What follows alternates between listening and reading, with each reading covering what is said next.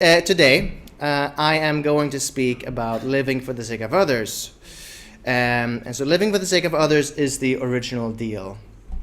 But to give you context of why I chose this topic today, this is a kind of set of values or a saying that we've had in our community for longer than we've had me, I think.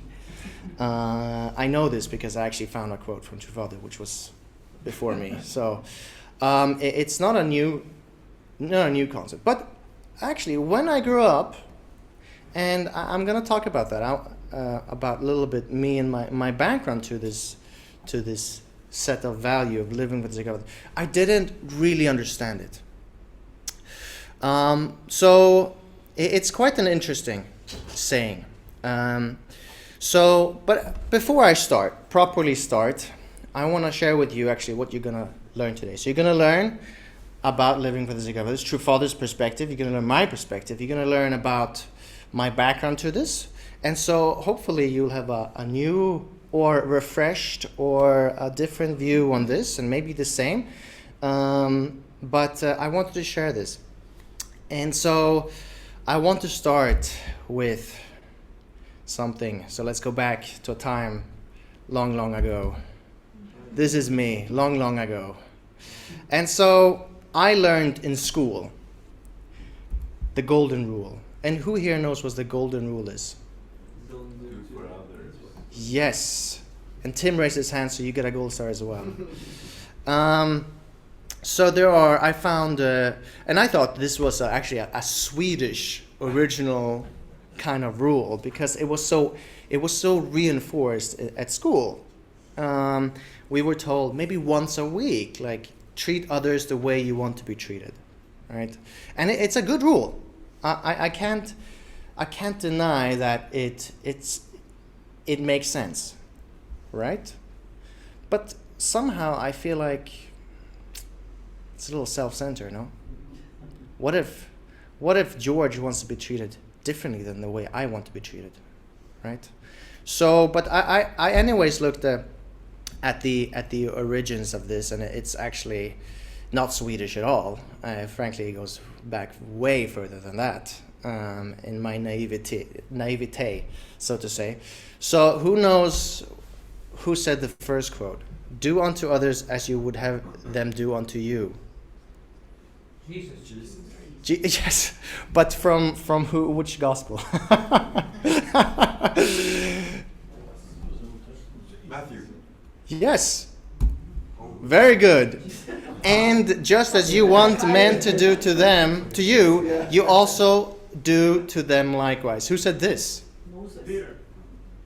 No, not Moses. Not Luke.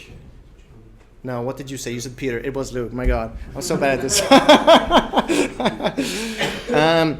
So there's some basis for this, and I think there's something very valuable in this, in treating others the way you want to be treated, because essentially it teaches us, if you don't want to be treated badly, then don't treat others badly. And as a child, it kind of like, it makes sense, right? Whilst living for the sake of others, for a child, doesn't make so much sense. Because most people in your life live for your sake. And that's very natural. And we all have parents who lived for our sake, right? I think parents, they have a newfound, and you, all the parents in there can correct me, parents have a newfound respect for life when they have children, because now that is the reason to live. Before, you lived for your own sake, somewhat, but once you have children, you live for their sake. Can I have some nods from the parents in here? Yes? Good, because I don't have children. Although we do have a sourdough at home that we named, and so we call that our baby. So, a sourdough starter. I find this saying quite self-centered. As I said, maybe George wants to be treated differently. Maybe he doesn't want to be treated the way I want to be treated. So living for the sake of others is really centered on the other person, which I find very, very beautiful. So I want to have a look at what True Father shared about this. But before that, I actually wanted to share something. So why I thought about this service is last week we had the Peace Road, a fantastic Peace Road. Thank you, Mikael. And I had the privilege of walking with John, and we were talking about kind of values, because his mother is from the Philippines, and I said, I love Filipino people, because they're very religious. I said this. I had the opportunity to speak in front of a school once about pure love and purity, and it was quite an amazing experience. And during this speech, I realized how great the values are of the Filipino people, actually.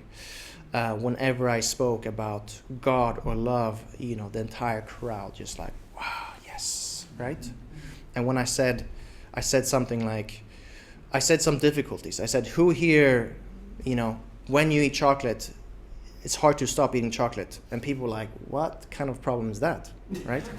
And then I was like, waking up in the morning on time, and they were like, and then I said, doing your homework on time. They were like, yes, right? So you have to find the values. But when I spoke about God, they were unified on this topic. It's quite fascinating.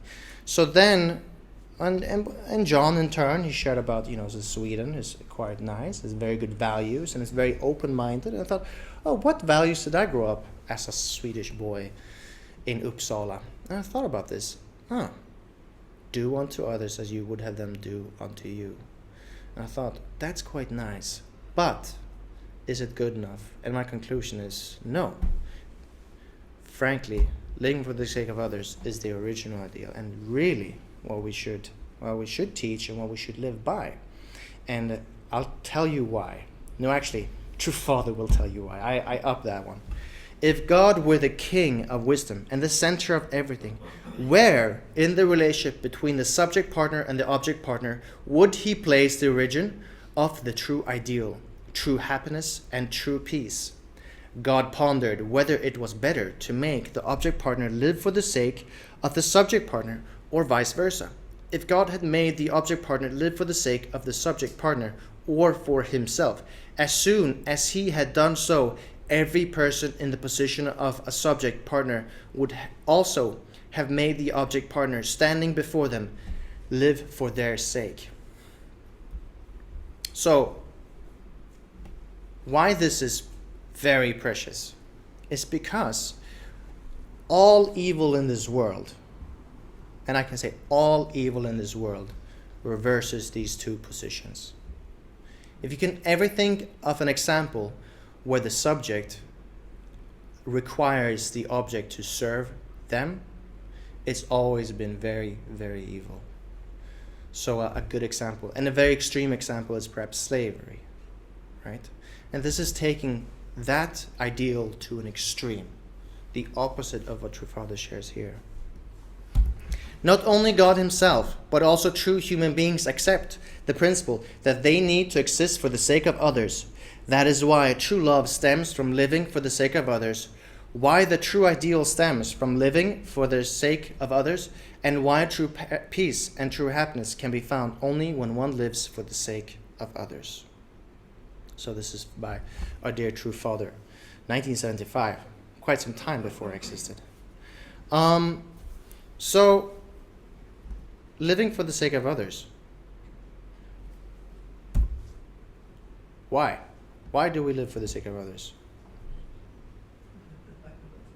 Some familiar faces. So why? Practically.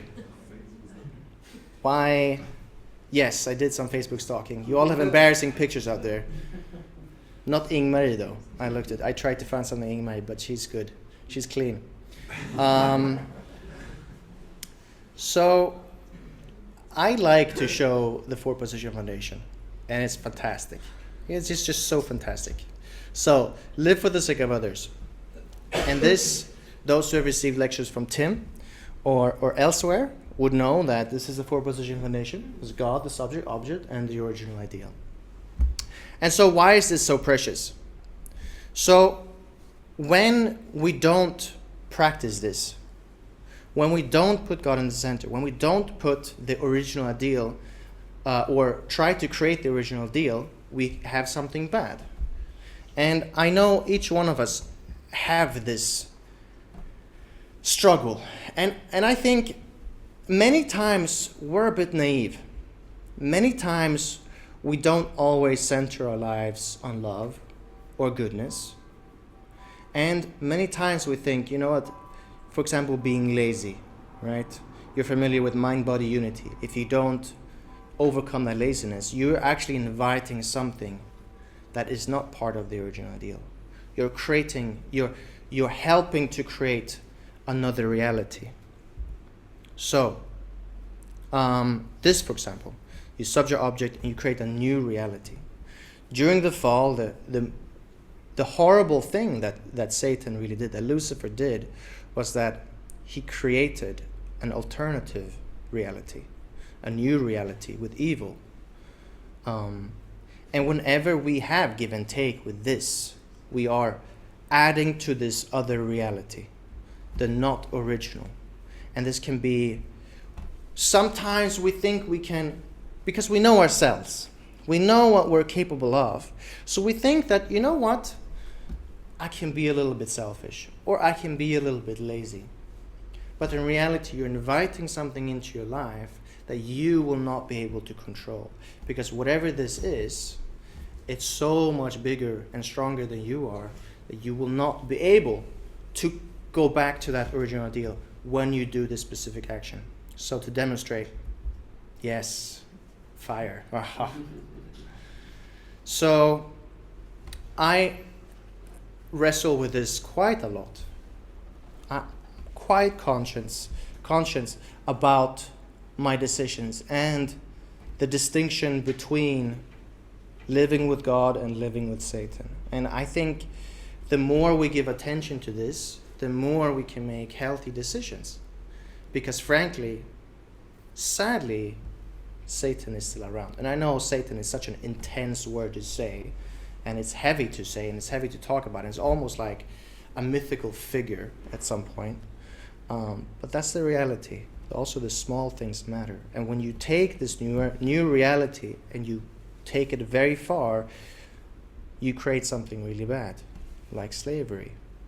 But also reality such as what is a man and what is a woman. I mean, today in society, that's quite a talking point.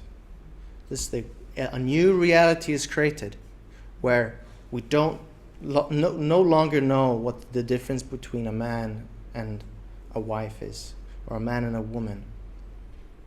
So I urge you to go back to this. I urge you to, yes, of course, treat others the way you want to be treated, but also live for their sake. Try to have this original ideal. So when you do interact with others, you put them first and you think, what does this person want? And if you don't know, you can always ask George how he wants to be treated. Right? So, yes, living for the sake of others is the original deal. Thank you.